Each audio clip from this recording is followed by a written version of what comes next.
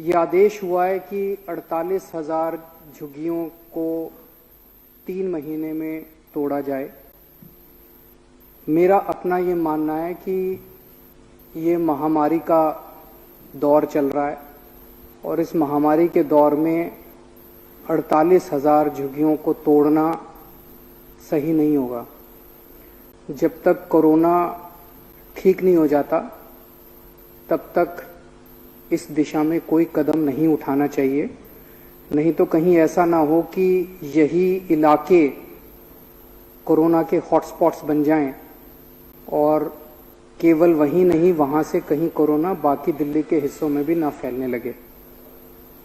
दूसरा, जब भी इनकी झुग्गियों को हटाया जाता है, झुग्गी हटाने के पहले इनको पक्का मकान मिलना चाहिए।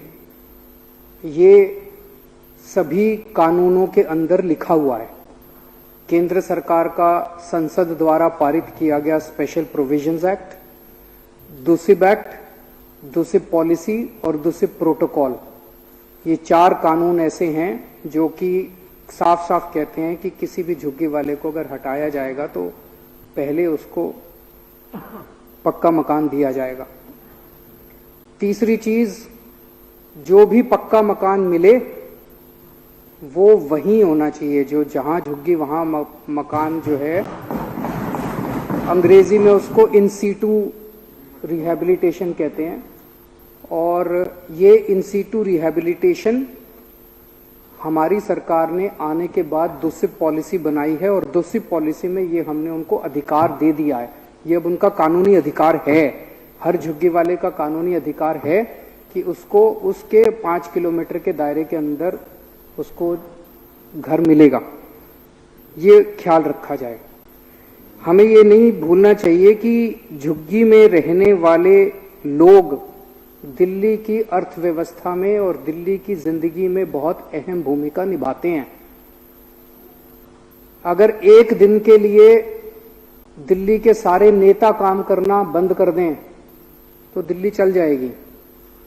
एक दिन के लिए दिल्ली के सारे अफसर काम करना बंद कर दें तो दिल्ली चल जाएगी।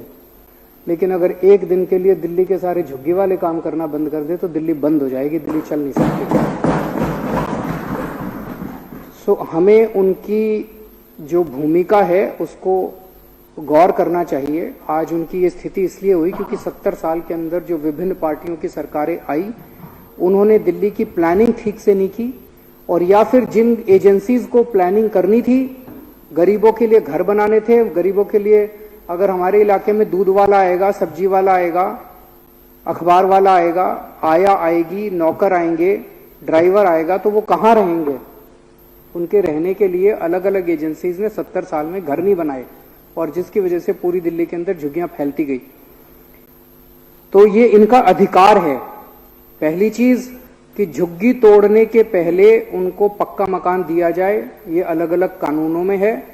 और जहां झुग्गी है उसके 5 किलोमीटर के दायरे के अंदर उनको घर मिलना चाहिए।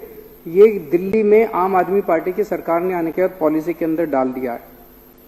मैं आज इस सदन के माध्यम से सभी उन 48,000 झुग्गी वासियों को आश्वासन देना चाहता हूं कि आपका मकान, जब तक आपका ये भाई, जब तक आपका ये बेटा जिंदा है, आपको हम किसी हालत में उजड़ने नहीं देंगे।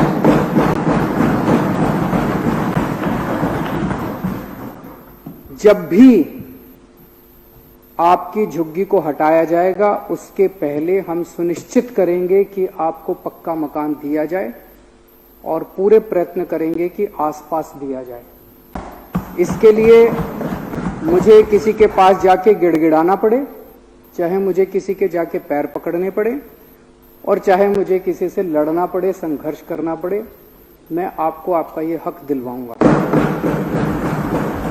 या तो केंद्र सरकार आपको पक्का मकान दे देगी और नहीं तो फिर दिल्ली सरकार आपको पक्का मकान देगी। आज मैं आपको आश्वासन दिल्ली के सभी लोगों को, मुझे बेहद खुशी है। आज केंद्र सरकार ने जो एफिडेविट कोर्ट में जो दिया है, उन्होंने, केंद्र सरकार ने कहा है कि दिल्ली सरकार, रेलवेज और अर्बन डेवलपमेंट मिनिस्ट्री केंद्र सरकार की, तीनों मिलके अगले 4 हफ्ते के अंदर इसका समाधान निकालेंगे। मैं समझता हूं कि ये भी एक ऐसा मुद्दा है जिस पे राजनीति ना करने की बजाय, क्रेडिट की लड़ाई ना लेने की बजाय सबको मिलके, बिकॉज इसमें ये बहुत बड़ा काम है, बहुत सारे झुग्गी क्लस्टर्स इन्वॉल्व हैं। अगर इसकी पूरी, मैं सोच रहा था कॉम्प्रिहेंसिव प्लानिंग करनी पड़े, तो मान लीजिए ये झुग्गी क्लस्टर है, अब इसके आसपास की जमीन ढूंढनी पड़ेगी कि कहाँ है जमीन। वो जमीन दिल्ली सरकार की भी हो सकती है, डीडीए की भी हो सकती है, रेलवे की भी हो सकती है, किसी की, सबको साथ आना पड़ेगा। अगर सारे लोग अच्छी फीलिंग से और अच्छी इंटेंशन से साथ आके काम नहीं करेंगे तो ये प्रोजेक्ट कभी भी नहीं हो पाएगा। तो फिर से मेरी यही विनती है कि मुझे खुशी है कि आज जो एफिडेविट दिया गया वो एक पॉजिटिव एफिडेविट है और सब लोग मिलके, केंद्र सरकार और दिल्ली सरकार, इसका समाधान निकालेंगे ताकि हमारे 48,000 गरीब बहन भाइयों को उनका अधिकार मिल सके, उनका घर मिल सके।